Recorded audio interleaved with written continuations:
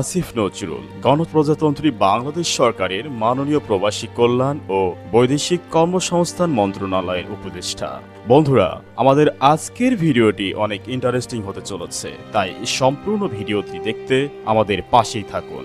আসিফ নজরুল বাংলাদেশের একজন শিক্ষক, লেখক, ঔপন্যাসিক, রাজনীতি বিশ্লেষক, সংবিধান বিশেষজ্ঞ এবং কলামিস্ট। তিনি বর্তমান অন্তর্বর্তীকালীন সরকারের একজন উপদেষ্টা। জীবিকা সূত্রে তিনি ঢাকা বিশ্ববিদ্যালয়ের আইন বিভাগের অধ্যাপক। টিভি, টক শো ও কলামে সাহসী রাজনীতি বিশ্লেষণের জন্য তিনি বিশেষভাবে খ্যাত। তিনি 10টিরও অধিক গ্রন্থ রচয়িতা, মুক্তচিন্তা ও আইনের শাসনের প্রবক্তা হিসেবে ব্যাপক জনপ্রিয়তা অর্জন করেন।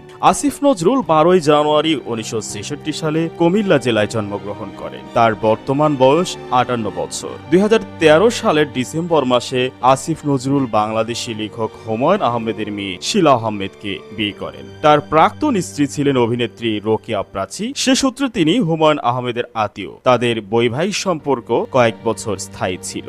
আসিফ নজরুল ঢাকা বিশ্ববিদ্যালয় আইন বিভাগ থেকে 1986 সালে অনার্স এবং 1987 সালে মাস্টার্স সম্পন্ন করেন। 1999 সালে SOAS of School of Oriental and African Studies University of London থেকে তার পিএইচডি সম্পন্ন করেন। পরবর্তীতে জার্মানির বন শহরের এনভায়রনমেন্টাল ল সেন্টার থেকে পোস্ট ডক্টরেট ফেলোশিপ অর্জন করেন। তিনি School of Oriental and African Studies একজন কমনওয়েলথ ফেলো হিসেবে কাজ করেছেন।